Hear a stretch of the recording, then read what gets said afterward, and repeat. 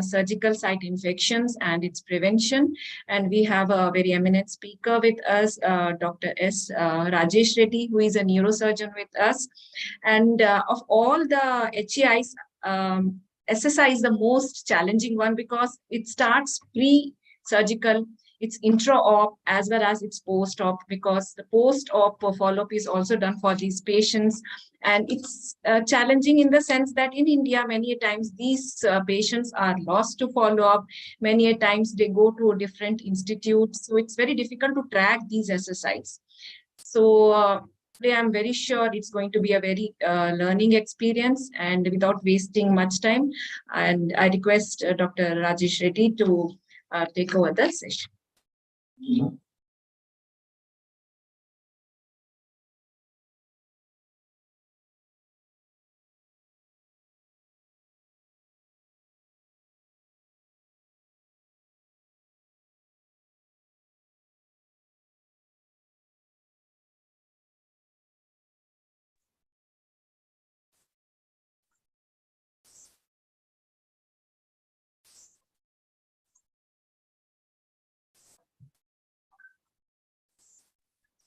Thank you, ma'am.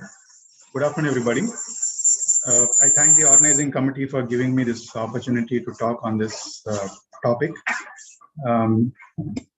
Most of the issues have been discussed in the first and second lectures which were there yesterday and day before. So I'll again repeat few of them. At the same time, I would like to highlight some other parts of prevention, which are usually not part of the guidelines, but it usually comes with working in different kinds of setups.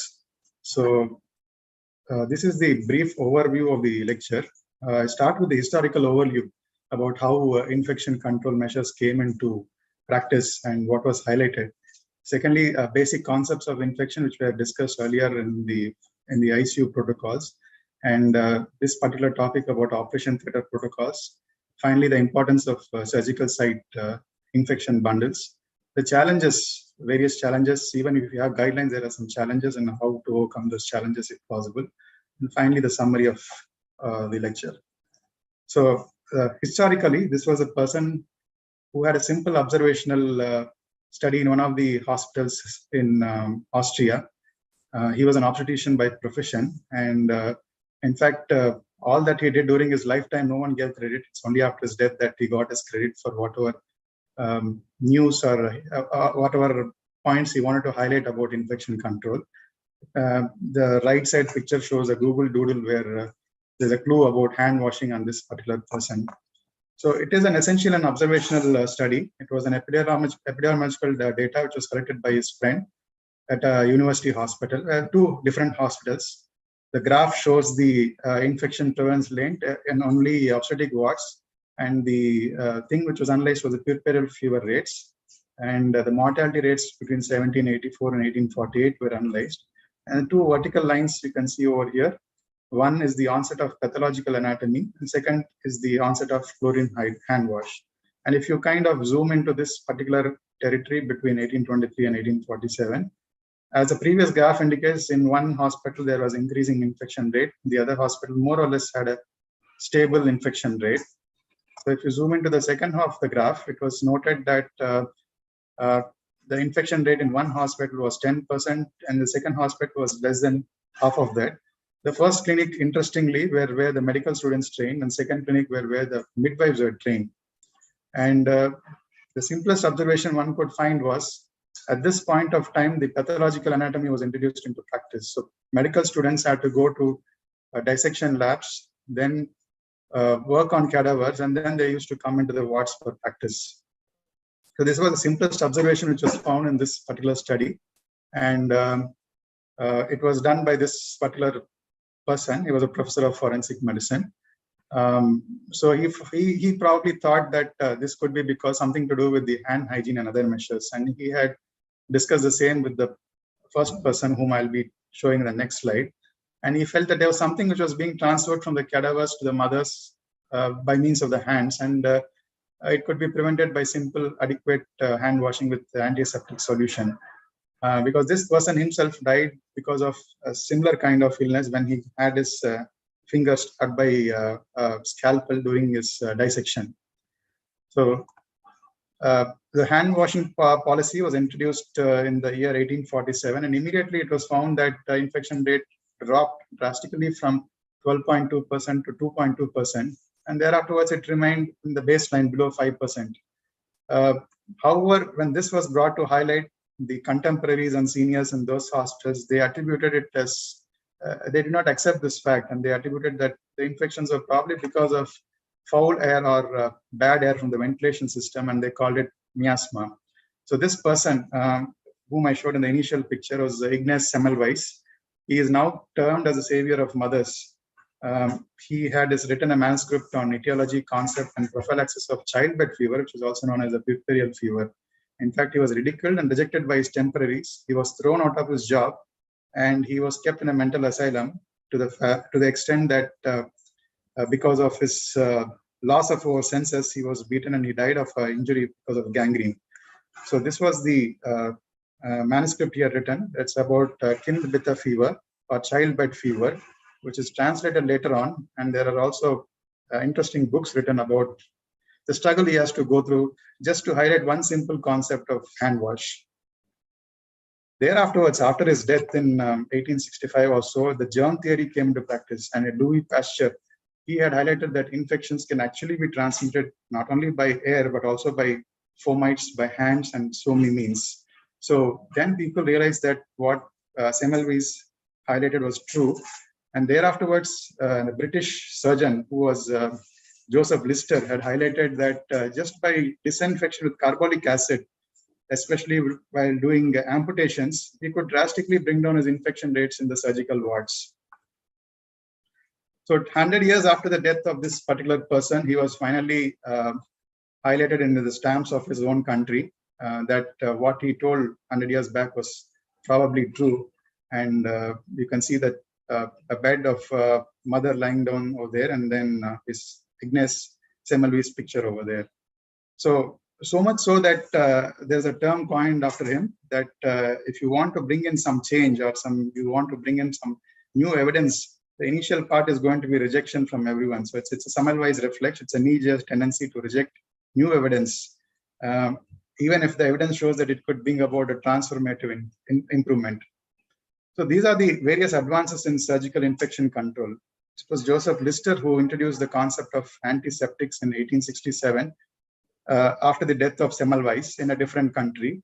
And the actual surgical gloves, which are in practice right now, were introduced just 120 years back, and the mask came on later on. So before that, it was just bare hands which are used for operating.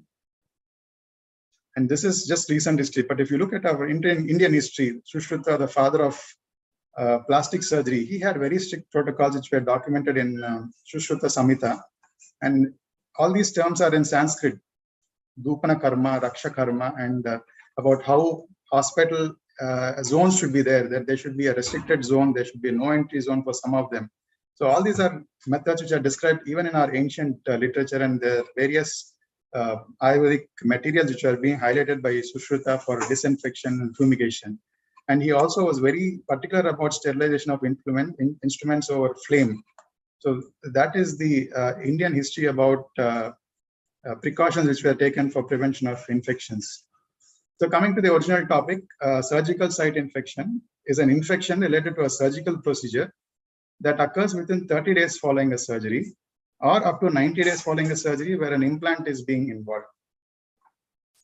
So the 30-day surveillance period is recommended for various types of surgeries, as you can see here. And there's a code word for this as introduced by the CDC guidelines. Each of these is important when you collect data and when you analyze data. And according to their definition, they classified it into superficial, deep, and organ space infections. Again, the criteria are laid down for each of these infections. By definition, a superficial surgical site infection, day one is considered as a day of procedure, and 30 days from then is the surveillance which is recommended. And the criteria being any purulent discharge from the infection, where if a culture has been sent and an organism is isolated, or if culture is not sent and the surgeon feels that it is infection and he has let out the sutures to release the pus, along with one of the signs of pain, fever, erythema, or swelling, then it classifies for a superficial surgical site infection. Simple things like stitch abscess, like sometimes the suture goes through away from the site of main incision, it goes through a site and comes out. If it's just a kind of an abscess in that stitch penetration zone alone, it is not termed as a surgical site infection. Similarly, a pin site infection is not termed as a surgical site infection. And sometimes in fair skin patients, immediately after surgery, you will find that along the suture line, there is some swelling, redness. These do not classify for a surgical site infection because it is a local inflammation which happens in the first 48 hours as a part of the wound healing process. So this is with respect to the superficial infections. Secondly, we have the 90-day surveillance period where most cases like implants are used. It could be either in the form of mesh, or it could be some orthopedic implant, or sometimes a coronary bypass surgeries, or craniotomies, neurosurgeries, or a ventriculoperitoneal shunt, where we have a 90-day surveillance period. So a deep surgical site infection, which involves the facial planes and muscle planes, again by definition, any purulent discharge from that from the deeper planes, or when there is a wound dehiscence from which purulent material is coming, which is confirmed on culture, or if it is not sent for culture and it is just let out along with signs of inflammation, then it calls for a deep surgical site infection. Along with that, the other criteria in this case is an imaging study. Sometimes you do an ultrasound to see that there is a localized collection in one of the areas of the pelvic cavities, or when you do an ultrasound to find that there's a psoas collection following some procedures, then this also calls for a surgical site infection, which is a deep surgical site infection. So the third is an organ space infection, which are listed on this under these various categories. The criteria are more or less the same as the deep surgical site infection, except that in deep cavities, we leave a drain sometimes. So a drainage, which was looking serous, which turns purulent, is over a period of time. And sometimes this can be sent for culture, or sometimes it may not be sent for culture. We wait for the drainage to come down, or sometimes when the drainage is purulent and too much, they might even re-explore and then give a wash. Or like mentioned earlier, an imaging study which detects that there is a localized collection which necessitates re-exploration or aspiration with a needle under imaging guidance. All these criteria come under the deep surgical site or the deep cavity infections.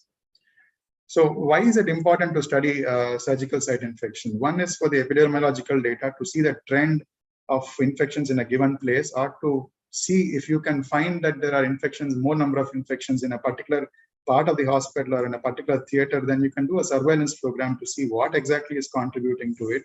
And you can rectify those measures, because ultimately the person who is going to be affected is the patient, and it can affect not only the morbidity of the patient, but it can also cause mortality if the patient is susceptible to sepsis and stuff like that. So, and this other thing is the length of the hospital stay is increased because of these infections. Third is the cost of care, which also increases, and it places a burden on the care providers. And the other thing is the readmissions, which can also increase both in the ICU setup if they're in sepsis, or in the wards, and it can also place a load on the theaters if they have to undergo re-exploration. Especially the prostheses get infected, then the patient's morbidity is going to be extremely high in such cases. And the other thing is the antimicrobial use. The pattern of infections might change, and if you start using antimicrobials without any proper guidelines, then it might lead to resistance bugs. And most important, last but not the least, is the litigation. In spite of, there may be people who may be actually adhering to the practice and may be doing a good job, but even they will come under the category of litigation, even if they are following all the guidelines for the sake of those who don't follow some guidelines. So this concept of post-surgical procedure and microorganisms, it's a triad which is closely interlinked and which contributes to the surgical site infection. There are a lot of host factors in this slide. Only a few of them are listed. The age, elderly patients and younger patients, they'll have low immunity rates and infection fighting capacity will be less. So they have to be given more importance in terms of where the practices have to be emphasized or followed more strictly. The other conditions like obesity, underlying conditions like diabetes, anemia, malnutrition, all these source factors can itself increase the risk of susceptibility to surgical site infections. The actual surgical procedure is one of the three factors. It can include the type of surgery, like we have classification of surgical wounds into clean, contaminated, and dirty wounds. Similarly, the duration of surgery. The more the duration of surgery, it is found that the duration of the risk of SSI is also going to increase. But that doesn't mean that we can cut down on the surgery. But wherever possible, try to keep the patient for the minimum amount of time in the operation theater or on the recovery period and shift him back to the room or ICU wherever required. And finally, the technique, the surgical technique I'll be discussing later. Meticulous hemostasis to avoid hematoma formation, which can be a rich medium for culture or growth of organisms. Similarly, reducing the amount of electrocortigraphy, because burn tissues itself can be a source of infection post-operatively. So this is simple techniques like this, methods like this can reduce the risk of infections. Finally, the virulence and the number of microorganisms. The number of microorganisms can, of course, be cut down with the OT precautions like cleaning, draping, other things. But the virulence is something which may or may not be under our control. So this, again, the various factors which I discussed in the previous slide. Some of them which are additional in this particular things include patients with cancer or patients are immunosuppression, as discussed yesterday in the transplant ICUs. They might be at increased risk of certain types of infections for which active surveillance needs to be done. And similarly, reoperations at the primary site or secondary site again carry a risk of infections. The other thing is the surveillance for nasal carriage in some either the theater staff or something, which is again controversial whether to actually screen them or not, whether treatment is really going to make an effect or not. Because if you adhere to proper barrier precautions, then probably they may not make a big difference. Similarly, I had also discussed about the usage of foreign bodies and implants, poor hemostasis, and the type of suture material which is used. The other things which come under the surgical team and hospital practices, I will share in the next slide. So the classification of wounds, it is important because there is a particular infection rate which is acceptable in certain categories of wounds. For example, a patient comes with a road traffic accident, he has got an injury, he has got a contaminated wound already. In such cases, the wound infection is bound to happen, although whatever precaution you take, and the amount of a percentage of wound infection rate is around 40, even up to 40% in some cases. Similarly, a diabetic foot or a gas gangrene, the infection rates are going to be quite high. So categorizing those infections and taking them specifically into a particular theater instead of mixing them with the other theaters and keeping them in isolation rooms is the importance of classifying them even before surgery and during surgery and during the post-operative period itself. So the procedures aimed at preventing surgical site infections can be broadly classified as those aimed at minimizing the number of microorganisms at the incision site by means of aseptic techniques, enhancing the patient defense mechanisms like intraoperative control of blood sugar, intraoperative maintenance of normothermia. Simple things like this can increase the immunity of the patient and prevent infections. Other things like use of prophylactic antibiotics and post-operative care of the wound, all this can also minimize the surgical site infections. So the principles can be classified not only from the time a patient enters the theater, it can also from the time of admission or even before the patient enters into the theater, which I'll be discussing in slides. Here I'll be discussing about theater, how to classify the theater itself into different zones so that the restriction of entry into staff into all zones is prevented, and the decontamination protocols and the management of surgical and clinical instruments, and most importantly, an audit about how things are being done and then how things can be changed to meet the standards which are being prescribed.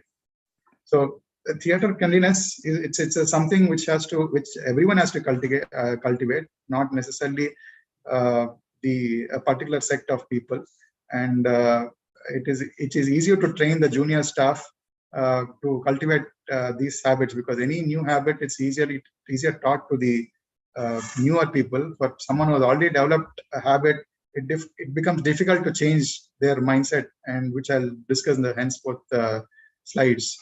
So theater cleanliness, staff discipline, and theater ventilation are very important parts of the environmental factors which play an important role in the infection prevention. Like I said, there should be an unrestricted entry into some areas like the reception areas, the changing rooms, the dirty utility rooms, and the storerooms. There should be semi-restricted entry into areas like the recovery room and the area where the anesthetic checkup goes on. And at the same time, there should be a strict restriction to areas like the operating room and the scrub bay. Marking these zones and someone monitoring them can is one of the ways of ensuring that the environment is clean, and then a patient travels to each zone with minimum amount of contamination and hygiene. Similarly, the levels of contamination can be classified as just simple cleaning with a solution, antiseptic solution. Sometimes you require a disinfection, especially for instruments which are like endoscopes, which cannot be sterilized. They can only be disinfected. The essential difference between disinfection and sterilization is how the spores are handled. Spores are the dormant form of some of the bacteria, which can, in certain conditions, transform into the active forms. Sterilization is aimed at destroying these spores as well, but not all instruments can be sterilized. So in such cases, disinfection is an alternative option. So a simple theater, there are several things which are there in a theater. It could be from an anesthetic machine to the lights, to the monitors, to the intravenous fluid stands, the operation table, the chairs, the floor, the wall, the ceiling, and the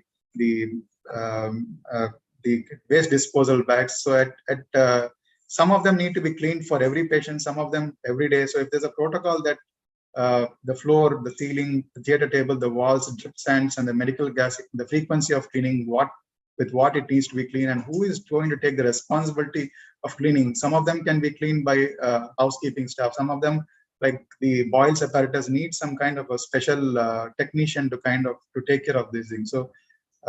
So the job description of the job work is also equally important, so that there is no confusion about how it is being executed.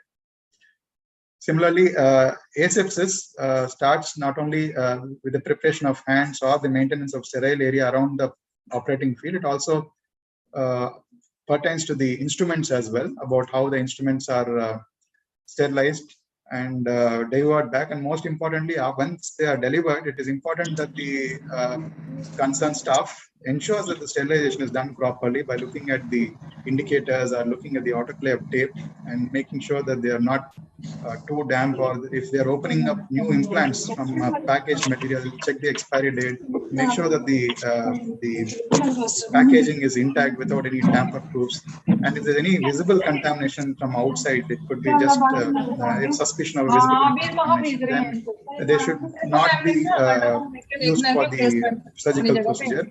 And it is important that the other staff also cooperate. If the one of the staff says that this is not properly sterilized, then the other person should understand that they have to adhere. They can actually postpone their procedure or wait till the actual instrument is sterile, instead of trying to force things on to the table. So there are again, the sterilization, disinfection, and cleaning can be classified into critical, semi-critical, and non-critical risks. Like, for example, theater lights, simple cleaning might do, or once in a month, necessary fumigation of the theater can be done.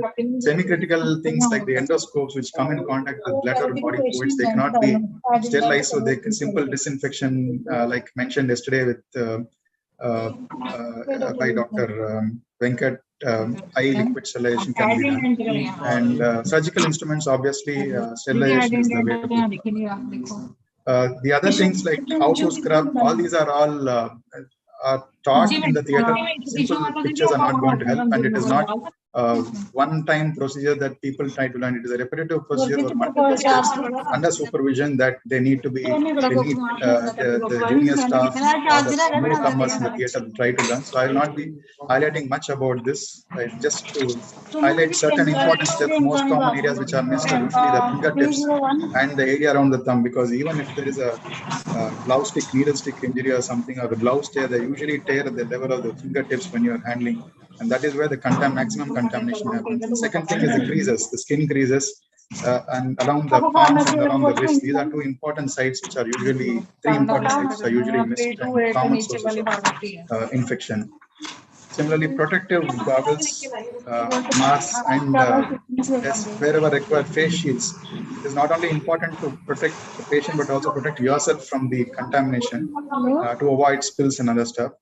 Similarly, the way how to wear a gown, all these things are taught in the theater, sometimes by the concerned nurse or by the senior resident or senior doctor who is supervising the residents. So each of it is a training module in itself, and it should not be covered in this.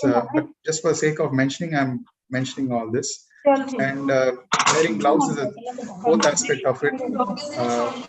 And most importantly, when you are idle in the theater, when you are not assisting or when you're just watching, it is important to keep your hands tucked close to your abdomen and your elbows. I mean, your hand should be above the level of elbow. And some of them, they keep the hands in their axilla, where although you might be wearing a gown, but there's always a possibility of sweat coming down through the gowns into your hand area. So these are simple gestures which are also important when maintaining asepsis.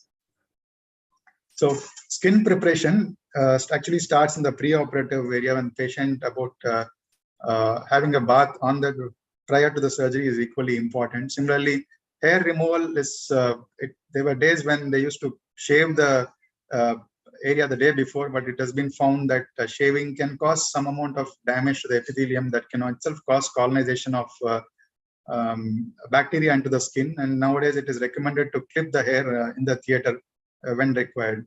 Similarly, for preparation of the surgical field, a type of infectant which is used, I'll be discussing in the next slide.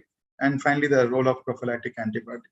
So patient washing, having a bath, even if the soap is found to be equally efficacious, because some studies have done it with chlorhexidine solution. They have found actually no benefit over a chlorhexidine solution. So simple bath just before the procedure makes a difference in reducing the microbial load in the body. And it is important to clean, especially where there are folds like groin folds or the inframammary areas. They are more areas where cleanliness is usually poor, and more amount of attention to be given to. Hair removal is usually done, especially in certain procedures like neurosurgical procedures or extremities or abdomen in the desired area. Hair is usually clipped on that. Here we do it on the operation table. Sometimes when we feel that it is a trauma case, then we prefer to do it outside the theater and then clean it with saline before we actually take them in, because otherwise it might transfer all the dirt from with which the patient came into the emergency into the theater. This is again about clipping, importance of clipping. Similarly, antiseptic skin preparation. Two different types of antiseptics are used. One is the chlorhexidine, the other one is the povidone iodine. Each of it has got its own merits and demerits, but considering the overall merits, it's been found that chlorhexidine gluconate is a better alternative to povidone iodine. Again, the percentages and other things vary. There is a scrub preparation, there's an alcohol preparation. And the most important thing is this preparation should not be used on mucosal surfaces or over eyes and ears, because it is highly irritant solution. In such cases where a dilute povidone iodine solution can be used. Sometimes in pediatric age groups, we use an extremely dilute preparation or just clean with saline with an extremely low concentration of this preparation. And it is also essential to sometimes warm these preparations when we use for neonates and other stuff, because hypothermia is to be avoided in such patients. So an alcohol-based solution of chlorhexidine is the first choice unless contraindicated, for example, next to a mucous membrane. An aqueous solution is for the surgical site is next to a mucous membrane. An alcohol solution of povidone iodine if chlorhexidine is contraindicated. So draping is another important art by itself, because each surgical procedure has got a different draping technique. And this is also something which comes by practice and it cannot be generalized. But the essential principles remain the same. in the sense that the prior to draping, whatever cleaning solution you have used, if you use an alcohol-based solution, you have to wait for it to dry. It is very commonly observed that even before you dry, something dries up, sometimes the assistants take a gauze piece, wipe it dry, and then put the drapes, because every antiseptic solution has got a contact period. It is not the amount duration of cleaning, but also the contact period, which is important to take care of the bacteria on the skin. And after it is dried, then the drapes need to be applied. Similarly, while applying the drapes, it is important that the area in front of it is draped, so that when they go to the other side of the table, they don't touch the one in front of it or make it unsterile. And the drapes need to be secured in place. Otherwise, during surgery, if the drapes, they usually have some adhesive tapes to it, or if they're using cloths as drapes, then they need to be secured with either sutures or staples, so that it doesn't move from the unsterile area to the sterile area when the patient is either tilted or during retraction purposes. And it has been shown that the antimicrobial incise drapes or the stickers, the IOBAN stickers, especially in certain procedures, are found to be very useful. Like, for example, in neurosurgical procedures, for shunt procedures or spinal surgeries, they not only hold the drapes in place to some extent, they also make sure that the incision, the opening is there only along the side of incision, and there's no contamination from the surrounding skin. The other intraoperative adjuncts being intraoperative hypothermia. Every surgical procedure, because the patient itself could be anxious. Secondly, the ambient environment is going to be cold. The infusion fluids are going to be cold.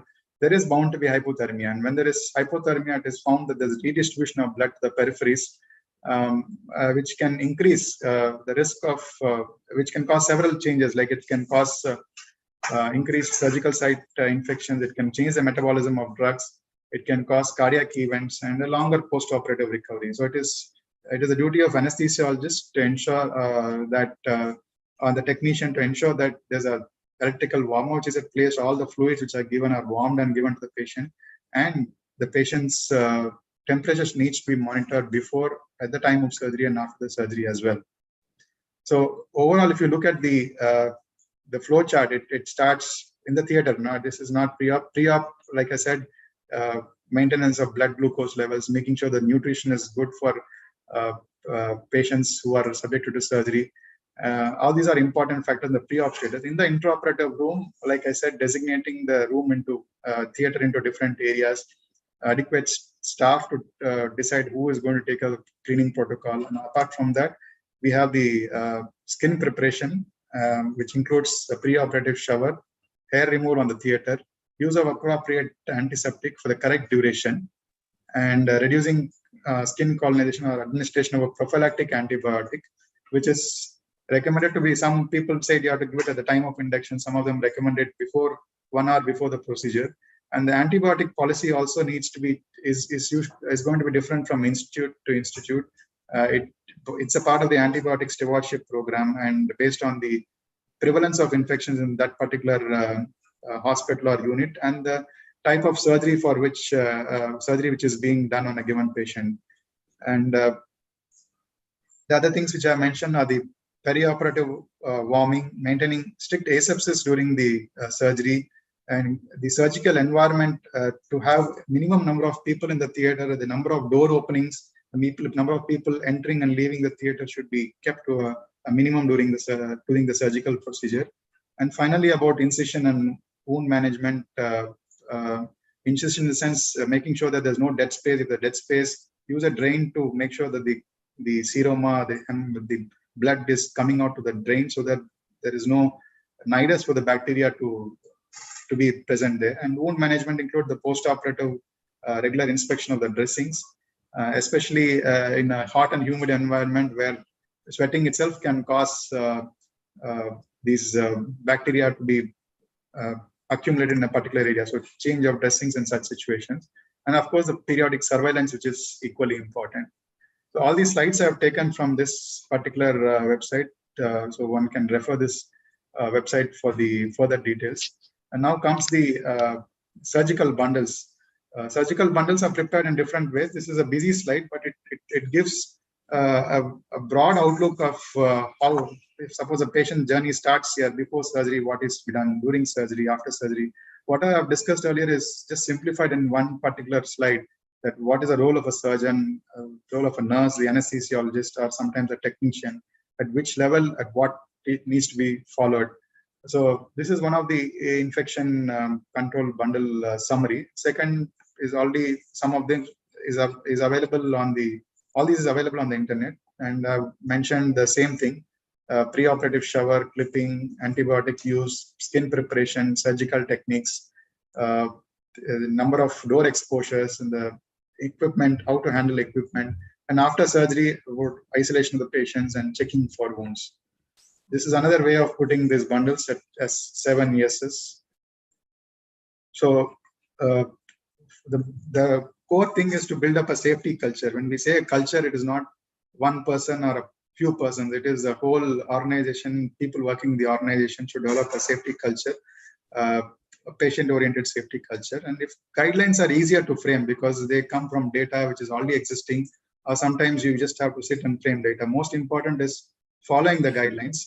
And third thing is the periodic antibiotic stewardships, which will tell us the change in the pattern of infections, according to which sometimes it is possible that from a lower antibiotic over a period of time, it has changed to a higher antibiotic, or the reverse might also happen if you have taken proper guidelines, or if you have kind of separated surgeries, high-risk surgeries and low-risk surgeries, then the antibiotic policy itself might change, in the sense that you can even de-escalate the antibiotics if you have reached a stage where you have gone to high antibiotic by following the proper guidelines. And surveillance, active surveillance is also equally important, because this will give us a feedback as to what is being implemented, followed or not, and how to change these things. Screening and cohorting patients have already is another way of minimizing infection. Similarly, hygiene of the environment and the hand hygiene, which I've already discussed, are all strategies to prevent infections.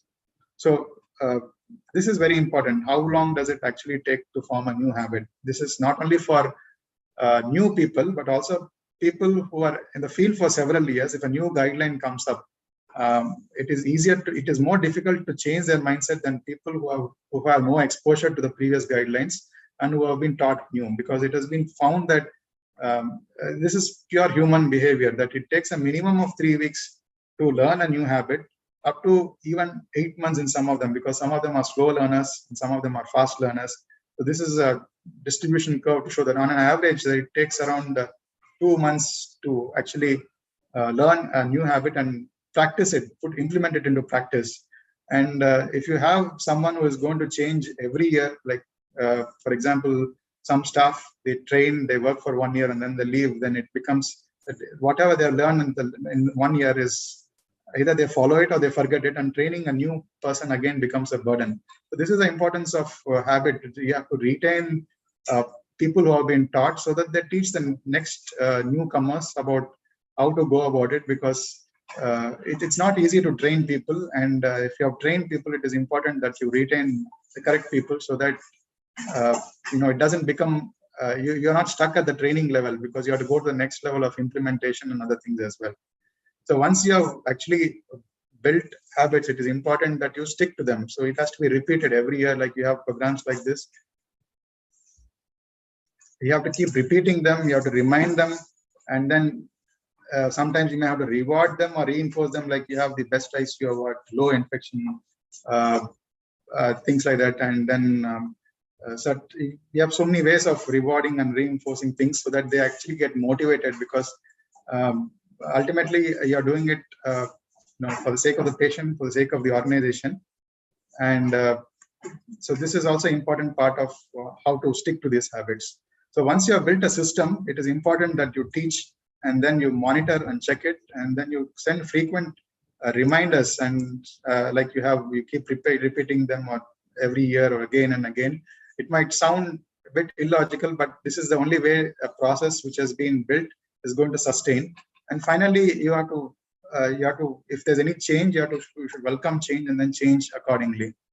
The audit cycle is a part of the same thing, wherein you study what has happened previously, then you try to see your data, match them with international guidance, see if they are matching, if there is any scope for improvement, and if there is scope for improvement, revise the criteria and then compare it with the standards. And again, the next year you see how after having changed the criteria or the standards, whether it made any difference. If not, how. So this is an ongoing process of controlling infections and ensuring patient safety.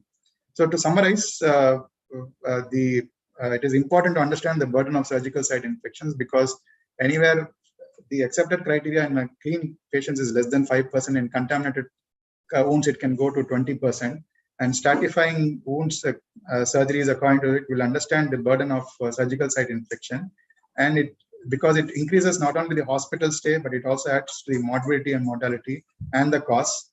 Identifying risk factors will give us an idea as to which patients are at risk of infection and how to control them. And similarly, at various levels of intervention, even before the patient enters into the theater, and in the theater at different levels have been discussed. And finally, the surgical care bundle is found to reduce the risk of surgical site infection by up to 53%, which is very, very significant. And similarly, a mindset and behavior strategies to ensure that the repetition keeps happening, and the emphasis is placed on asepsis and stuff like that will go a long way in in preventing surgical site infections. Finally, it is a teamwork. It is not one person who is going to change the whole thing. It is a teamwork, and it should be coordinated and monitored regularly, which will lead to the success of a given program. Thank you.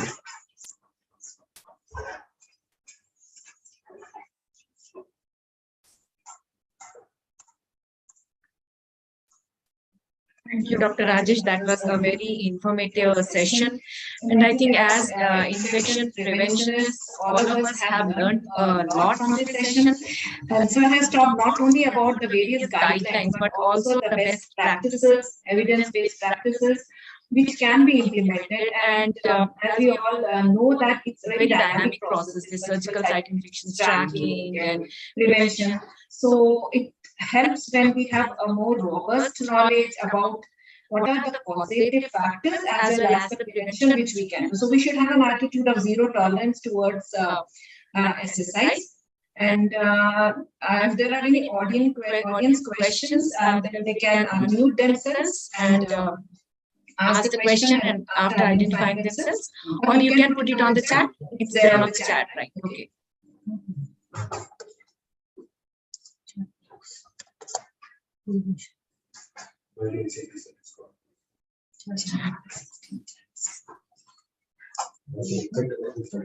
So there is one question from Dr. Ekta Agarwal, where she's asking about the guidelines for the antibiotic prophylaxis for angioplasty. I'm an endovascular neurosurgeon, but I'm not a part of any policy making. But however, I'll tell you my protocol because I do endovascular procedures as well. If it is endovascular procedures, I mean I do coiling, intracranial stenting, carotid stenting.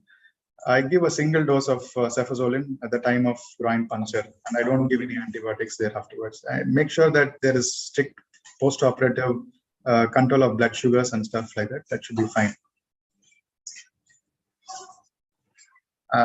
And if there's any guideline, madam, you can. Yeah. So basically, for any, as you know, guidelines are there for surgical prophylaxis and also for the empiric antibiotics. So as Dr. Rajesh said, when it's like an angioplasty, the basic, because you are looking at the prevention of the skin flora. So basic cefuroxime of a cefazolin should be helping in this case. So every institute should have their own antibiotic policy, which is based on your data of the past year, and it should be done at least annually. I think that is a very important aspect for having a successful antimicrobial stewardship program, because unless you give a guidelines, it is very difficult to do a monitoring and a tracking. And this antimicrobial SAP or a surgical antimicrobial prophylaxis is part of a surgical bundle. So it helps when you have that. I hope it answers your question. Are there any more questions?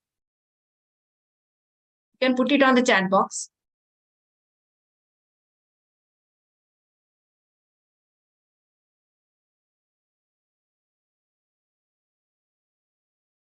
Okay, so if there are no more questions, we'll wait.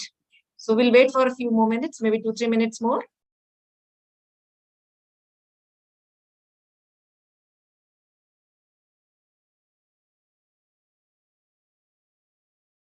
I think it's very important to understand that these practices, most of the hospitals do follow, but we do face challenges. So it's a very good session. And if there are any doubts, this is the best platform for getting this cleared or having a discussion with the specialists. So it helps. If you have any questions, please put it on the.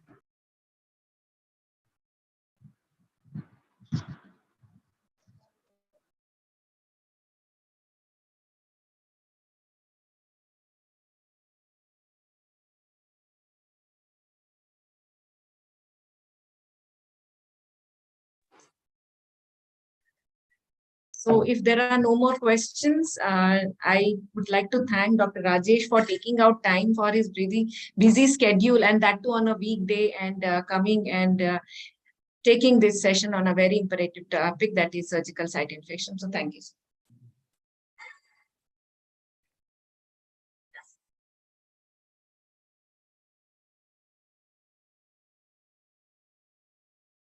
Thank you so much, ma'am, and thank you so much, sir, for such wonderful session on SSI prevention and the strategies which happens pre and post the surgery things. I must thank everyone who joined today for this session, and I am sure you seem to have a great time during the session. I wish you all that the most awaited and actually anticipated session, that is the 9th International Patient Safety Conference, which is going to be held on 13th and 14th February 2023 at Taj Palace, New Delhi. I kindly request that everyone to attend tomorrow's half-day symposium from 2 p.m., where you will learn a lot of sessions related to the IC protocols and all. And looking forward you. There is a small intro video about IPSC we are going to play. And furthermore updates on the International Patient Safety Conference, you can log on to www.patientsafety.co.in. Thank you.